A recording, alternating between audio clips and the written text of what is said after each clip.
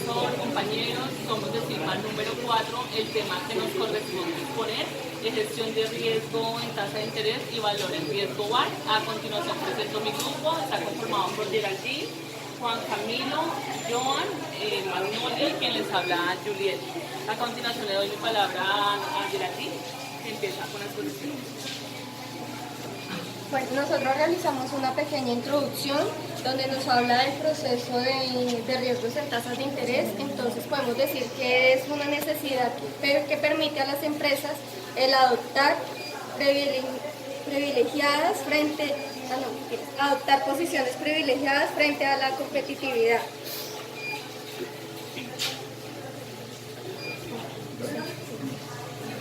Gestión del riesgo en tasas de interés.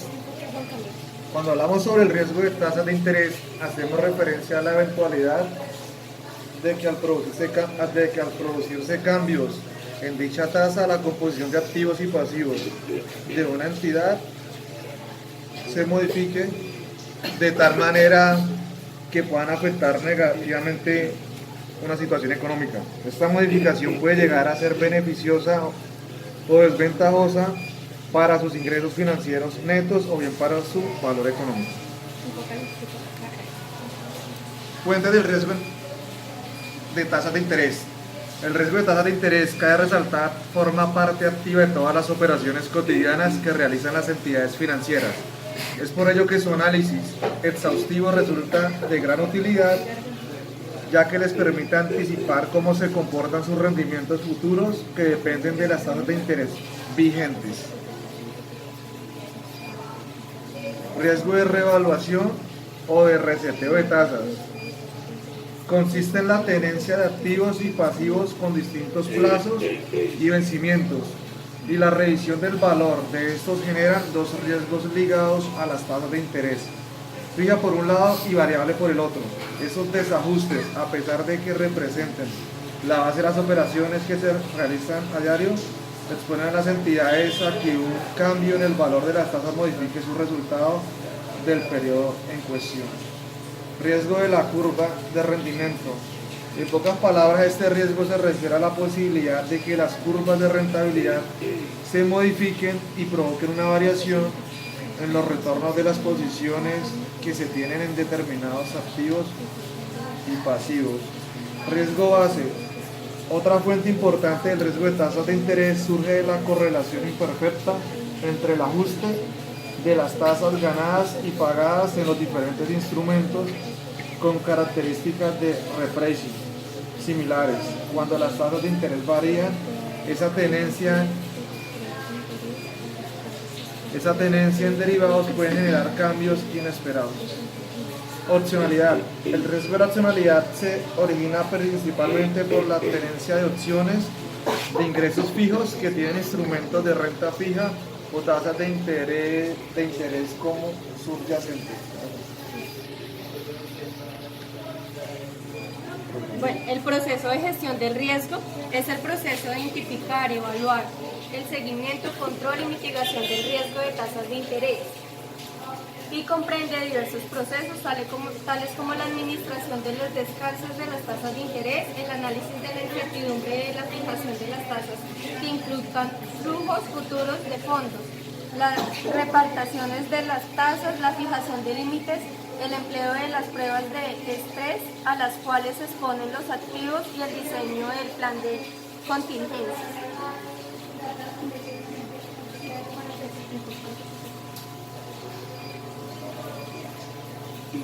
Identificación del riesgo de interés a nivel del activo financiero. Para poder determinar la evaluación de los flujos monetarios, tenemos que realizar una hipótesis incluyendo condiciones técnicas, financieras, de mercado y fiscales, entre otras, incluidas en el contexto de las operaciones que generan tales flujos. El valor del efectivo varía en el sentido contrario a la evolución de las tasas del mercado, utilizadas como tasas de actuación, es decir, en una alza de tasas implicaría una bajada del activo financiero. Les mostraré una gráfica de la explicación de lo que se trata. Entonces acá tenemos el nivel del balance, entonces acá mostramos las cuentas del activo, tasa fija, y entonces vemos a la alza, entonces tiende a bajar. Entonces la tasa variable alza y baja. Entonces nosotros cuando se realizan las altas en las tasas que implican una bajada en el activo financiero, entonces cuando tiende a subir, el otro tiende a bajar, es lo contrario.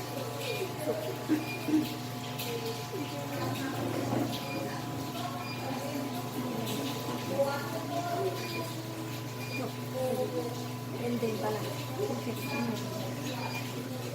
Entonces, interés a nivel del balance.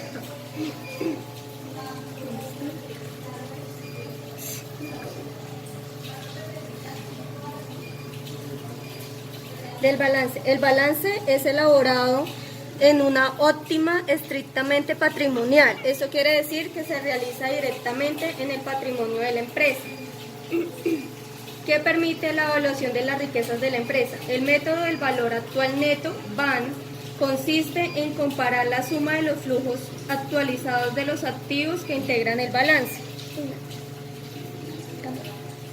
Entonces, esta gráfica ya se las expliqué.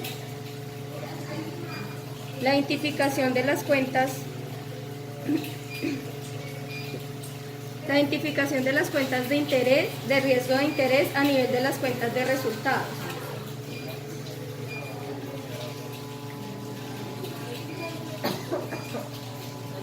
Para la identificación del riesgo de resultados es necesario distinguir entre la cuenta de resultados de la empresa financiera y una empresa que no es financiera.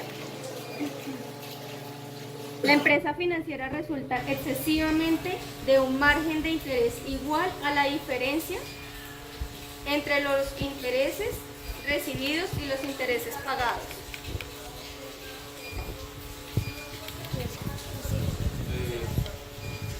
El riesgo.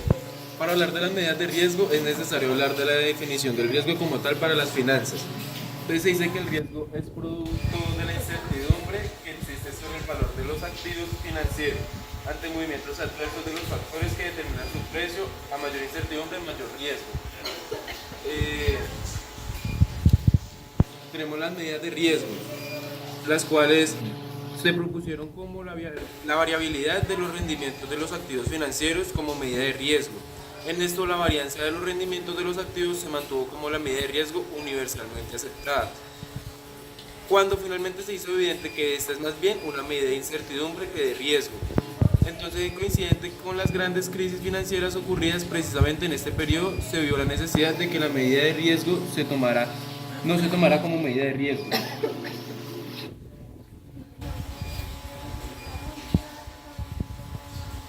El riesgo VAR es la medida más aceptada de riesgo en la que se conoce como el valor de riesgo. Un poco más formalmente, el VAR es nivel de pérdidas de o de los activos de que se trate, tal que la probabilidad de que la pérdida exceda esta cantidad en un periodo de tiempo dado corresponde a un cierto nivel de confianza escogido por el analista. Tiene que ver más que todo en donde miden dos parámetros. Corresponde al cuantil asociado entre el nivel de confianza fijado y la distribución de probabilidades de pérdidas y ganancias que puede tener el conjunto de activos en un horizonte de tiempo dado y dadas las condiciones de incertidumbre que prevalecen en ese momento en el mercado. Los análisis de estrés. Aunque la medida de VAR tiene buena aceptación, también tiene limitaciones, y la principal limitación es que el resultado obtenido depende estrechamente de la información que se utilizó para calibrar los modelos y o de la historia contemplada en el ejercicio. Así, se considera que el VAR es una buena medida de riesgo de pérdidas bajo condiciones normales de comportamiento de los mercados, pero falla significativamente en condiciones de crisis. Entonces, es donde el análisis de estrés busca subsanar el VAR y consiste en evaluar el portafolio considerado en impactos de gran magnitud en el nivel de los factores de riesgo, y es un complemento al valor de riesgo debido a que se estima el valor de un portafolio bajo condiciones de mercado que no se consideran normales, y dependiendo de la situación a considerar se pueden clasificar los escenarios de estrés de la siguiente manera: escenarios extremos estilizados, extremos históricos y extremos hipotéticos, en donde los escenarios estilizados son cambios moderados o extremos en los diversos factores de riesgos, tales como tasas de interés, tipos de cambio y precios accionarios. Los extremos históricos consisten en evaluar los portafolios considerando los factores de riesgos que se presentaron en situaciones históricas de crisis. Y los hipotéticos consisten en realizar supuestos sobre los valores que podrían tomar los factores de riesgo en caso de que se presente alguna situación totalmente imprevista, sobre la cual no se tiene ningún antecedente.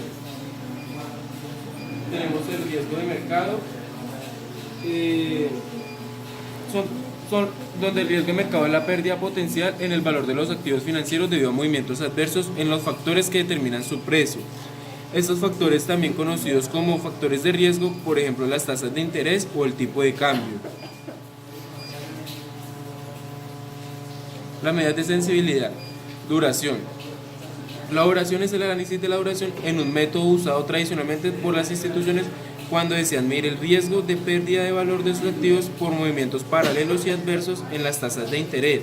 La duración es lo que se conoce como una medida local de sensibilidad del precio del activo financiero a movimientos de tasa de interés, y matemáticamente es la primera derivada del precio de un bono con respecto a la tasa de interés, y la principal ventaja de esta medida es su fácil obtención. Tenemos las sensibilidades.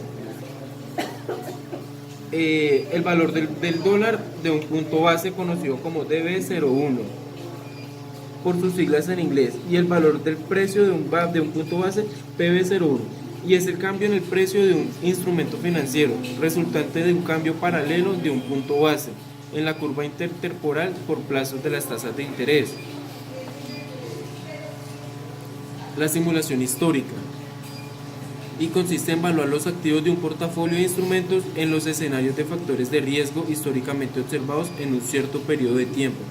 La pérdida o ganancia relacionada con cada escenario es la diferencia entre el valor actual de la cartera y el de la cartera evaluada con los niveles de riesgo del escenario en cuestión. Con las pérdidas y ganancias asociadas a cada escenario se define una distribución de probabilidades de pérdidas y ganancias del valor del portafolio, de la que se puede obtener el VaR que, como ya se explicó, corresponde al cuantil de dicha distribución escogido por el analista. Y la simulación Monte Carlo.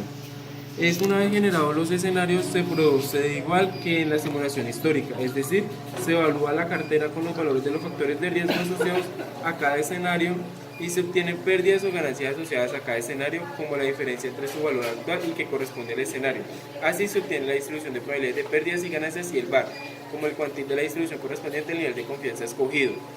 Las limitaciones de la técnica son, en primer lugar, que se requieren supuestos sobre las distribuciones de probabilidad que caracterizan el comportamiento de los factores de riesgo, así como sus correlaciones entre sí, lo cual puede conducir a generar escenarios incongruentes con el comportamiento real de los mercados, aún así en condiciones de crisis.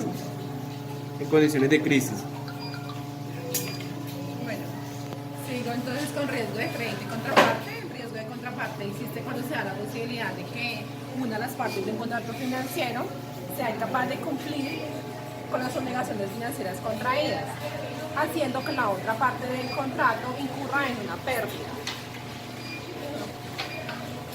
Los elementos de medición del riesgo de crédito.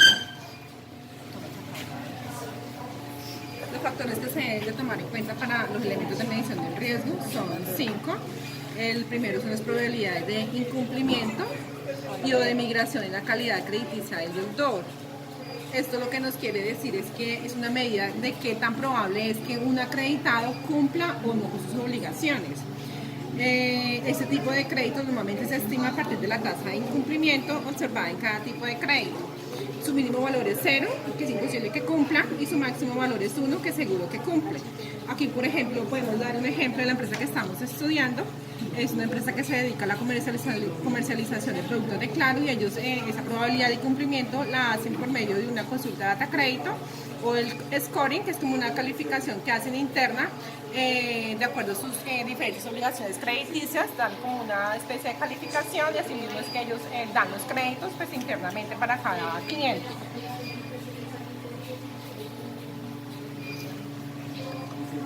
Seguimos con las correlaciones entre incumplimientos. La correlación mide la dependencia o grado de asociación entre el comportamiento crediticio de sus deudores. Si una correlación da positiva, indica que el incumplimiento de un deudor hace más probable el incumplimiento de otro. Si da negativa, se da el comportamiento contrario, es decir, el cumplimiento de uno de los deudores hace más probable el incumplimiento de otro y viceversa. Cuando esta correlación es cero, indica que el incumplimiento de un deudor no influye en el comportamiento crediticio del otro deudor.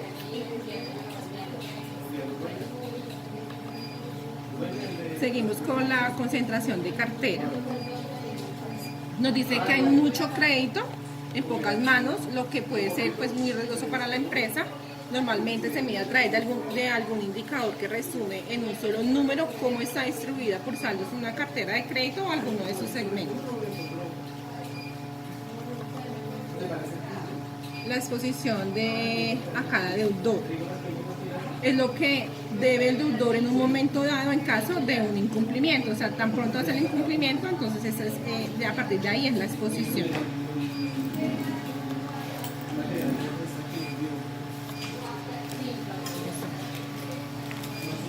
Bueno, seguimos con el tema medidas de riesgo asociados a una cartera de crédito. Se dice que la medida de riesgo de un crédito individual es su probabilidad de incumplimiento, al igual que un riesgo de mercado en el caso de una cartera pues, de crédito. Lo que se requiere encontrar es una distribución de probabilidades de las pérdidas y ganancias crediticias. Ahí nos dicen que es el P&L, que son ingresos, costos y los gastos administrativos. Que están pues asociadas al crédito de la cartera. Las siguientes pues son las medidas relacionadas a lo que son la distribución de pérdidas y ganancias. Comenzamos entonces con lo que es la pérdida esperada. Nos dice que la pérdida esperada es la media de la distribución de pérdidas y ganancias, es decir, indica cuánto se puede perder pues en promedio, y normalmente está asociado a la política de reservas preventivas que la institución debe tener contra del riesgo de crédito. Seguimos.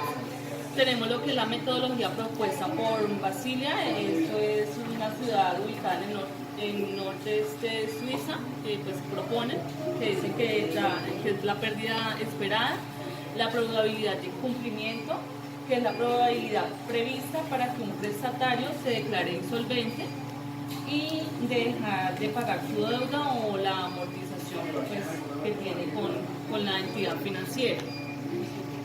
Tenemos también lo que es la exposición al momento de incumplimiento. Es el porcentaje de un préstamo que una vez impaga pues no se hace efectiva, las cuales gestionan un recobro, ¿sí? Un porcentaje pues, negativo ya para el banco. También está la pérdida dado al incumplimiento.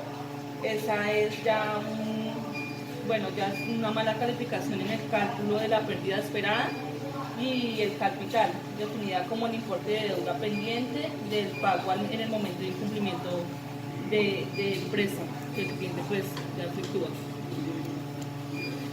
Como les indicaba, ya la pérdida no esperada es el capital requerido, o sea, ya falta la pérdida por encima de la esperada, es la medida como el VaR, y la pérdida esperada en que puede incurrir el acreedor por incumplimiento de sus deudores.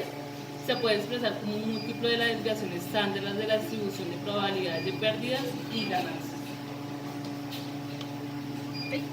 Gracias. Bueno, compañeros, esa fue nuestra exposición. Esperamos que hayamos sido claros con el tema. Cualquier duda, inquietud, estamos pues muy atentos a comentarios. Muchísimas gracias, profesor y compañeros. Buenas noches. Buenas noches, gracias.